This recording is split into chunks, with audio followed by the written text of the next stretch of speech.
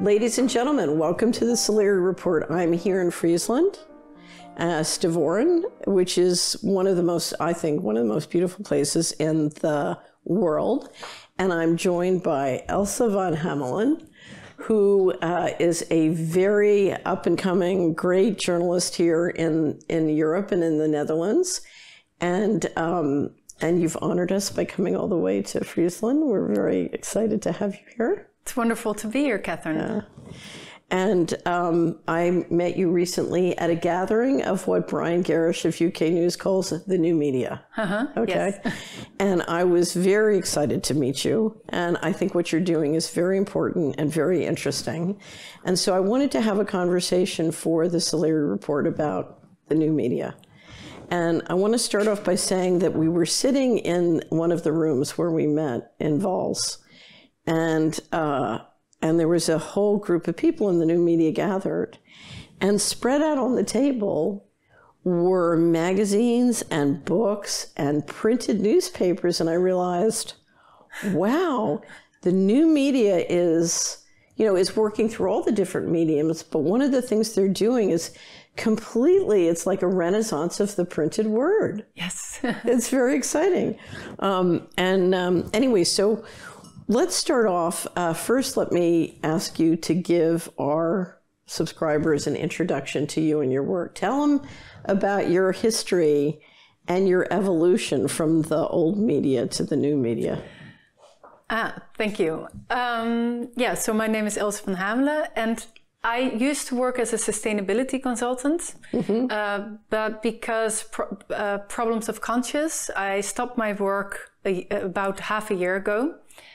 But in 2014, I broke through what I call the propaganda barrier. I discovered such a big lie in the mainstream press, and not just one article that's wrong, but one topic where all the printed media, like all the newspaper papers... Was it on sustainability? No, it was about Russia, about geopolitics. Ah, okay. And I thought, okay, one article can be wrong, but if all the newspapers are lying, and they're lying in the news on television, what is happening? So I was already kind of like obsessively researching what is behind the curtain. Right. And for a long time I thought, I want to do something with this, but I don't know what. And my environment was not interested in it. So it was a very private exercise. But then I felt I couldn't do my work anymore. And I thought, because of what happened in COVID, I saw so many people who were confused, like what is happening? And they just started having this awakening process that I went through 6 years before that. So my first thought was, I want to develop red pill workshops. But I also had a problem. I thought, nobody knows who I am, so I have to make myself visible. So that's why I started giving like online webinars, and I started writing for dissident newspapers. So there's Gezond Verstand in the Netherlands. It's a magazine that's published. I don't think of it as dissident newspapers. I think of it as real newspapers. Yeah. But yes, that's true. That's a better word for it. So they're published every 2 weeks. And it's a real magazine with a lot of in-depth articles. And recently I've been asked by the Andere Krant. So that's the other newspaper. And other in Dutch is also different. Right. So the Andere Krant has published in the last couple of years a lot of themes. So they published an edition on 9/11, on MH17, on health, on the financial sector. But so it didn't come out regularly, but they would choose a theme and then spread it. And they've done a remarkable job of reaching people. So if you look at their distribution and spread, it's quite remarkable. Yeah, because Sander Compagne is the one who founded it. And that's what he said. He said, once I noticed that there is another story, but I kept speaking to all these people, and we are preaching to the choir. Right. So how are we going to get this kind of information across to people who need it? And that's how we came up with this concept of the Andere Krant. And now they decided to publish it every week. So it's just going to start, is it next week? By the end of this month. Yeah, by the end of this month, yes. It's going to start Wow. And it has the look and feel of a regular newspaper, but it also in design, it's a little bit more modern, so it's still different. And but I love it. It has that old-timey feel of, that's what I used to do. The first thing in the morning is open up the paper with my coffee. It has that feel. So you can do that again. Yeah, it's very tactile. It's very tactile, yeah. So there's a lot of attention for the regular, like for COVID, or it's a regular newspaper. So you should read about all the topics that you expect in a newspaper, but it is news. Like it are the things that you should know, but that they are not telling you in the old media papers. Right. And there's a lot of attention to what we call in the Netherlands the parallel society. So a lot of people that feel tired of like struggling or fighting against the system because it kind of still locks you up within the system.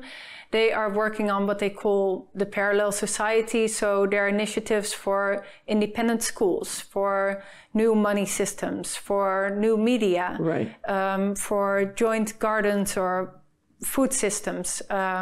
So we don't want to just bring all the bad news, but also show all the things that are happening underground. That is also a reason for hope. Yeah. Right. So I was just telling someone, I have so many people in my life who are suddenly walking out of their institutions and saying, you know, I'm ready to build a whole new world. Yeah. And as one fellow said at Christmas, he said, friends are showing up everywhere. So people are ready to have the conversation. Okay, well, how do we build a human civilization? How do we, you know, what do we do? Exactly. Yeah. I think that's one of the good things that's coming out of this mess. Yes. Yeah. Yeah. People are ready, you know, because normally so many of my friends, family, allies thought there was a middle of the road and they could stay in it. And now they're deciding, no, there's no more middle of the road. I gotta, you know, there's a fork in the road and I've got to go one way or the other. And what's interesting is, you know, they seesaw between going, oh my God, it's all coming apart, and oh, this is fabulous. We can build a whole new world, you know. So it's sort of up and down. So tell us what you're going to be doing in this. For the Andere Krant. Oh, so one of the ways that when I started my new my new path was that I thought I'm going to share like a newsletter, but I didn't want to write a long thing every week. So I share a list of articles that I found interesting in the last week, and I share that weekly. And the Andere Krant asked me to write articles based on that, for the newsletter. So my part is going to be. First they said it's geopolitics, but then I said, well, geopolitics is really about the politics between the countries. But what's happening now, we talked about this in the previous conversation, there's a supranational element to it. So if you look at the COVID operation, then a lot of that is orchestrated through the WHO. So, and then you have all these surveillance systems that are rolling out. So I said, my question in the back of my mind when I do my newsletter, one part is to give the information that kind of combats the propaganda. And the other part is where I'm really thinking about how does this power structure work and where do I see it surfacing. And I share the articles that I think that gives you a glimpse into this.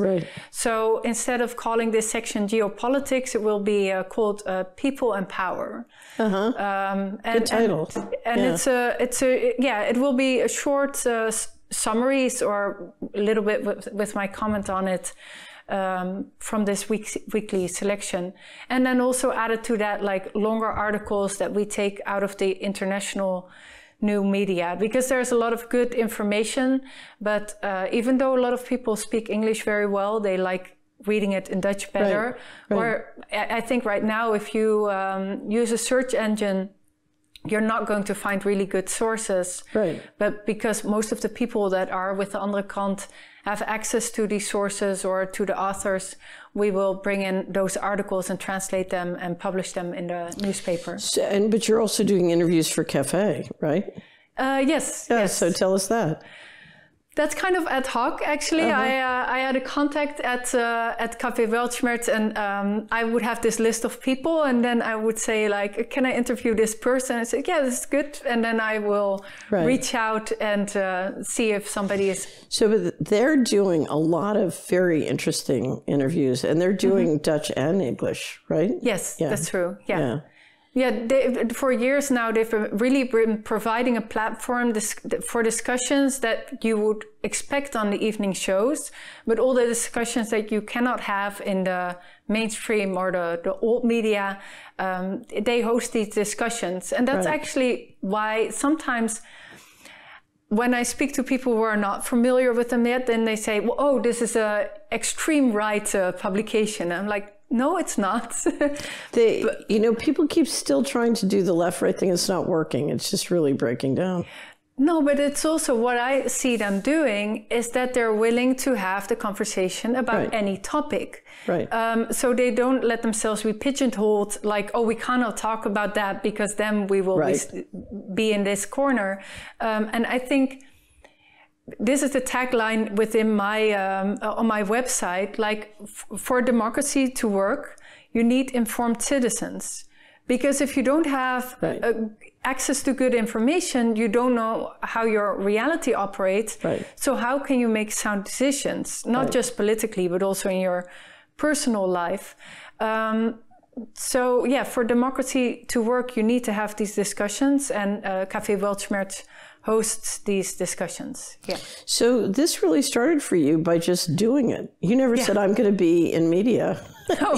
You just said, I'm going to start, and it evolves. Now, one of the things I was so struck when I first met you is, and I'll say this, you probably wouldn't say this, you have a gift for smelling who's telling the truth and who's not. And the hardest thing I think new media has to do is navigate disinformation, because we know the simulated reality isn't the fact, but sleuthing out the facts is very hard, very time consuming, and the greatest, there's so much disinformation that is thrown at all of us. And navigating that is very tricky, but you just seem to have a gift. Oh, thank you. So where does that come from? Two things, I think. One is data, because sometimes like people will send me things from the new media, and a lot of claims are being made, and I think, what is the basis for these claims? And it will be a story, and it sounds true, and it has a couple of nuggets in it, but then it goes completely off the rails, and you think, I don't see the foundation here. So so looking at where's the hard data. So if it's about creepy technologies, then I will think, what are the patents? Who is investing in this? Where can I find reports from government agencies? So so there needs to be something tangible in the real world. And the other part is being open to sit with the questions. Because that's something else that I noticed. Like, for example, that information about graphene oxide came out. And then I got... There is so much disinformation about graphene oxide. Well, I don't dispute that there is a possibility for nanotechnology in the vaccinations or graphene oxide. But to have this small group that found this, and then say, I got all these emails saying, we know what the problem is. Every problem is suddenly graphene oxide. And I thought, no, I know there's a possibility for this nanotechnology, but there's also the mRNA, and we really don't know what's in these vaccinations. So what I would really like to see is that from all these independent doctors, like in a number of countries, that they will take samples and they will put this on our microscope. And that's the other thing. I actually made a mistake with this. They will show this picture and they say, see, this is graphene oxide. But this is the same with the virus isolation. You see this very blurry picture with blots, and they will have a story with this picture, and you think, oh, of course, it must be as they tell. And I thought, no, I want to have a couple of people who have experience looking at these type of picture, and they can tell me, well, this is a type of machine that is used. You can use this or this resolution. This is not a virus, it's actually something else, and you want to have like 2 or 3 people give comment on that same picture, and then I think, okay, I think it's that. Right. But I think because we have a need to be certain. Like you want to know how something is. Certainty is one of the worst traps. Yeah. So it's like, now I'm certain it's graphene oxide and that answers all my questions. And now I can sleep at night and don't have to think anymore. And I think, you have to be willing to sit with the questions. Right. So whenever I look at the injections, there's what we know and what we don't know. We know a lot compared to a year ago, but there's still a huge amount we don't know, and I'm convinced from the different reports. I've listened to reports of very credible researchers who've taken vials and looked at them. I'm absolutely convinced from both that and what I'm hearing from subscribers all over the world that it's lots of different stuff in different places. This is not one. Yeah, it's a real experiment. Yeah, it's a real experiment. And we've seen so much differentiation in deaths and adverse events between rich neighborhoods and poor neighborhoods. It's really, this is whatever it is, it's not one thing. No. Right. That's what I think too. Yeah. Right. One of the things, you've read John Rappaport too, and of course I love John Rappaport, but one of the things he taught me very early on is they, and this is from the Alice Medavoy interviews, they give people an oversimplification because the world is complex. So you have a complex phenomena where 20 different things are going on related to a disease like COVID.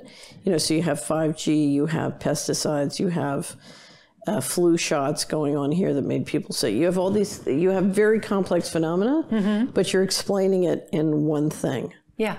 And you keep it simple, and you just can't believe it goes, but it does. Anyway, so talk a little bit about where you think the new media is going, because from what I'm seeing, we're watching a significant number of people leaving the old media and coming into the new media. Now, we've seen that before in the financial crisis. There was a moment of panic in the corporate media because the new media had bigger market share one week. The top 3 new media sites had bigger market share than the top 3 news network sites. It was very interesting to watch. And, instantly every time that happens, the shrieking gets louder to try and draw them back. But tell me where you think this new media is evolving to. That's a good question. So I think there's a very big need for it. And also, even though there are still quite a lot of people attached to the old media, I see also a lot of people recognizing it for propaganda. I heard multiple people saying, every Saturday morning I opened the newspaper and I read this, but now I just ended my subscription. I can't do this anymore.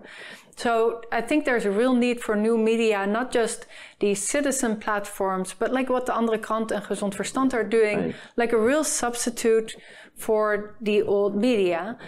And I think that where it is going, I think there's a lot of diversity in this landscape because, like you mentioned 9/11, some of these people are diving into this for the last 20 years. So the picture that they have of their reality is very different from somebody who has just followed mainstream media for the last 20 years. And I think the real challenge for the new media is to kind of pick up the people that think like, that want to get out. But meet people where they are. Yeah. Right. But that's a big challenge. That can be challenging. So I think the way to do it is to be useful. There's the big picture, but there's what, you're a single mother with 2 children and suddenly things are happening at the local school that are unacceptable. What do you do? How do you navigate that? So, and the big picture at that point sort of becomes unimportant, and everything's about how to practically, where's the pathway? Yes. So I think you just meet them where they are. Yes, that's that's one way. Like in the articles that I select for my newsletter, I always look at people that can be regarded as authorities, like doctors or lawyers, that normally we would take very seriously and that should be invited to television shows, but they're not. And I found that that's very helpful, because if I share those, then they say, huh, why isn't he invited there? And I think, yeah, that's a very good question. Yeah, exactly. Or, for example, there was the Corman Drosten review by, I forget his name, but the Corman Drosten is the PCR test protocol, and it's very fraudulent.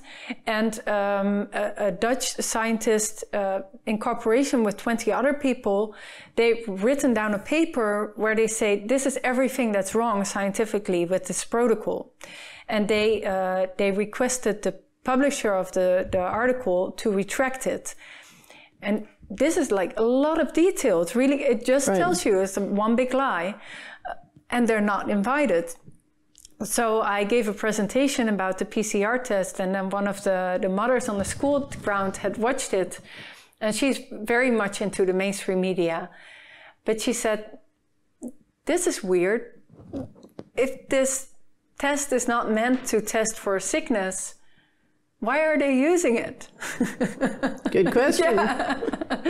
I said, that's a very good question. So I just came through a big debate over the last year where some of the doctors groups that we cover and work with, and the debate was, do we dumb it down and make it simple, or do we give people the full scientific detail? And my contention was, your job is to give people the full scientific detail. Write it up, present it.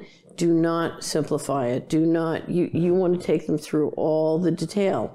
Because if you look at the people in a community, a state attorney general or a local health officer who's going to turn this around, it's not you who's going to turn it around. They're going to turn it around, and they need hard science. They need all the detail.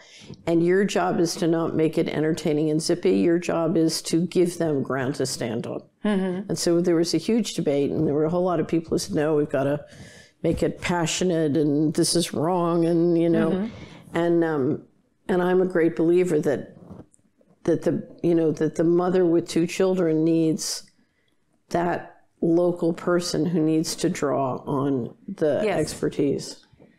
Yes, but there are also in the deeper down the rabbit hole you go, there's a number of topics. When you have been studying for this for a long time, then you realize, oh, this is real, like the UFO dossiers or the child abuse.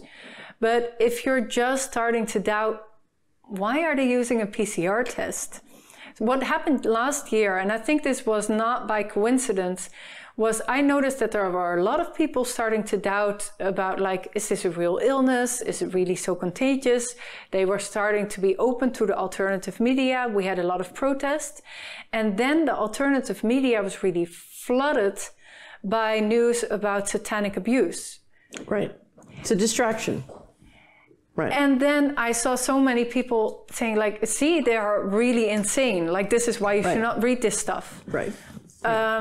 So I think in alternative media, it's also... We have to call it new media. New media. Sorry. Be very aware, when you make outrageous claims, you need to have outrageous evidence. You have to, and it's better to stick to the facts and have a smaller story than... What I very often see is that this and this and this person, they are all wrong and they're doing this and this, but there's no evidence, and perhaps it is true, but perhaps they have read evidence, but you have to... So one of the ways we deal with this, because I think a very typical tactic is to take a topic and move it out of... I say there's news, there's intelligence, and there's entertainment. And what I tell people is, look, we're intelligence. We're not, if you want the latest news, maybe we have it, maybe we don't, but we're not going to try and be, timely with the latest headlines. So, we have news, but that's not us. We're intelligence. What do you need to live a free and inspired life, whether it's a map of the big picture or what you do today. And we are not entertainment. I've been called a plod because, I'm a little bit boring. So, we just published a new great article on archiving with my attorney, and it's very plot-like. It's got checklists, it's got do's and don'ts, it's got, but it's plotty by nature. Do you know what I mean? So, but you need to make informed decisions. Right. So if you look at the really great material that financial advisors use and give to their clients to help them manage and organize their it's all very plot-like, but it's not entertaining. Yeah. Okay. I mean, you can, some of my colleagues could make it graphically pretty, but it's really, it's not entertaining. Anyway, it's hard work to do these things. Anyway, so we say, look, we're just not entertainment. And I can't tell you how many times I've seen the crowd and the audience get pulled away from good intelligence into something that's fantastically entertaining, but, right. It's often La La Land. So, yes, true. Yeah. Yeah, so with the new media, I think that's like, they have to watch the quality. That will be really important because it's, because there's so much scrutiny. Right. That if you can show the facts, then these are facts. Like so you can discuss opinions, but not the facts. One of the reasons I love working, because we try to work with lots of other new media, and we think of it sort of as a completely open, informal syndicate. Yeah. And because I find, and I learned this as a regulator in Washington, that if different people from different points of view can choose something apart and look at it and show it, somebody once said, nobody is as smart as all of us. Yeah. And just when I think I have an issue nailed down and figured out, one of the other members that I admire in the syndicate will do it. And I'm like, wow, what an interest. Yeah. And so we learn together. We get smarter and smarter. It's like a volleyball that passes around, and we get smarter and smarter and smarter. And another sort of thing we do is what's called unanswered questions.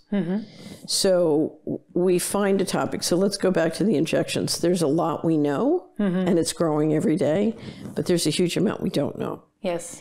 And so I like to engage in speculation. What are my questions? Like, my number one thing is, what are the ingredients? And how many different kinds of vials are there? And why is saline showing up all over the place? You know what's a big question for me? Yeah.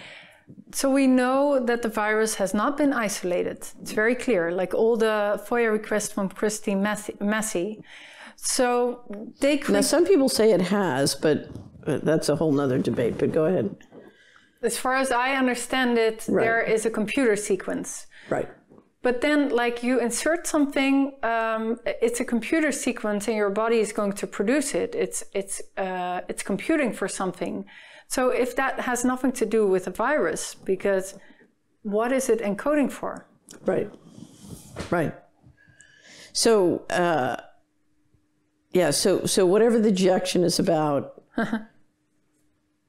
One of my questions is, was the virus created to create the excuse for the injection? Right. It appears so. So, but we take any topic like this, which is unanswered questions, and we engage in the questions, because I find if we're going to move from 50% certainty about a topic to 100%, you can't get from 50 to 100% without asking questions. Oh, that's You've true. got to ask questions. You've got to share the information. So you've got to ask questions. You've got to send them around the syndicate. People are looking for things, and it's like building a jigsaw puzzle. And so I absolutely engage in high-octane speculation because I want to get to 100%, and I don't know of a way to do it without, I don't know a way to get to 100% without asking questions. Yeah, I completely agree with you. The other thing I think helps is, I noticed in the Solari Report, you do the scenario planning, but have the different theories. And when I don't know it, I just keep the different theories in my head, and I be aware where the evidence piles up. Right. So I'm like, I don't know, it could be this, sometimes it's a combination, and just gathering the evidence, because that's another, like if you say, no, that's not possible, and you stripe it off, then you put it out of your mind's eye. Which is a risk, because you might, So I love scenario planning. I'm a big, basically at heart, I'm a portfolio strategist. It's back to being an investment banker. And one of the things that really frightens me in our society is the desire for prophecy. Oh, yeah. It's like, good luck knowing what the future will bring. Now, when I was on Wall Street, the chairman of our firm used to walk in we did a strategic planning session at the beginning of every year, and he'd walk in, sit down, and he'd say, let me tell you what's going to happen this year.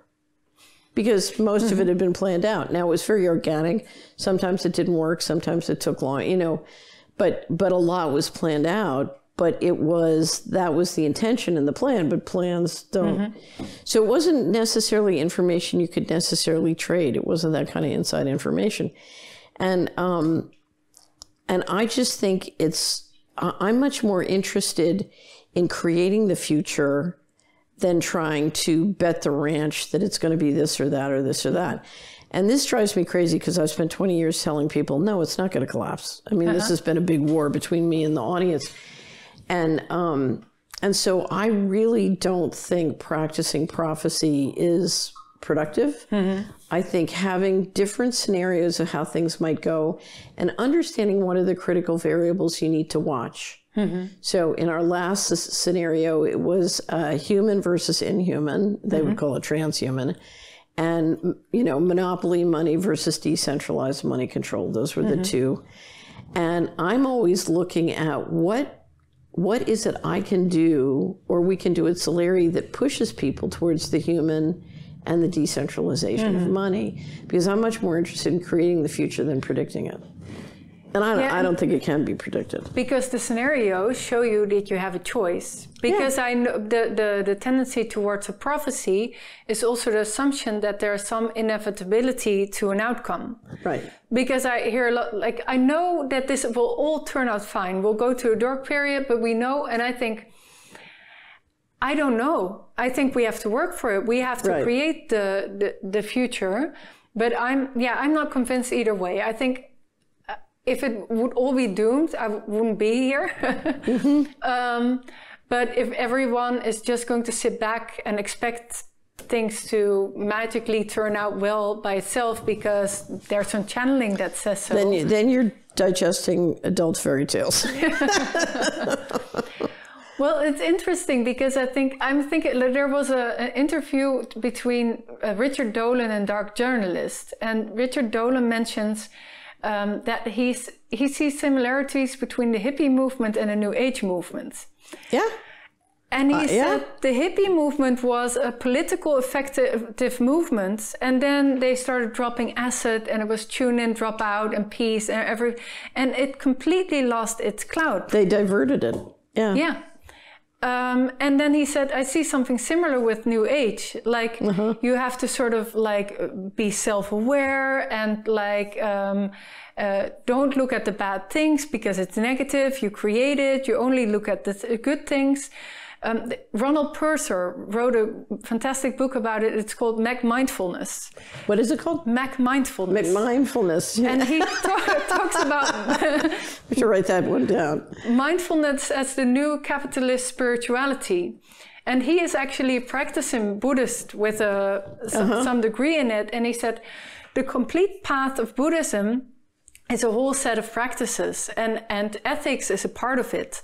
And then if within this whole set of practices you practice mindfulness, it's something worthwhile. But if it's just mindfulness within a corporate structure, right? He says they teach you it's disassociation. Yeah, he said you're in a stressful environment and you're being taught you shouldn't feel stressful. If you feel stressful, how can you turn it away? If you feel angry, perhaps this is self-righteous anger. Perhaps you should connect to the people around you. Perhaps you should ask questions like, is this a healthy environment to be in, or should we be in another environment? Right. Am I contributing to something that is better for the world or just more organized crime? Yes. Yeah. So I think if you look at the adult fairy tales, I think anything that kind of disempowers, that tells you that you should follow some external authority. Right. So if it's something spiritual, it's QAnon, or it's the blue aliens. The blue chicken. we call it the blue chicken. What was it? Blue chicken. But there's something else, and they are solving the issues for you, and you can sit back and wait. I think that's always a red flag. So. Right. And if something empowers is if it asks you to do what you want. I think actually that's why I like listening to John Rappaport so much. The real key to get out of this is imagination. Yeah. I think I told you I have a background in Jungian psychology. And there's this one artist called Peter Berghuizer. And because sometimes images convey something so much better than words.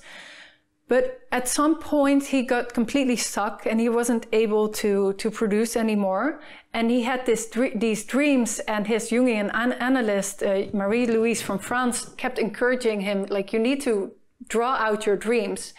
And he was very aesthetic, and he thought, no, I don't, because some of these dreams are very ugly or scary, but he has this one dream about this red monster that's stuck inside a mountain. Wow. That's almost breaking out, and he's very afraid of it.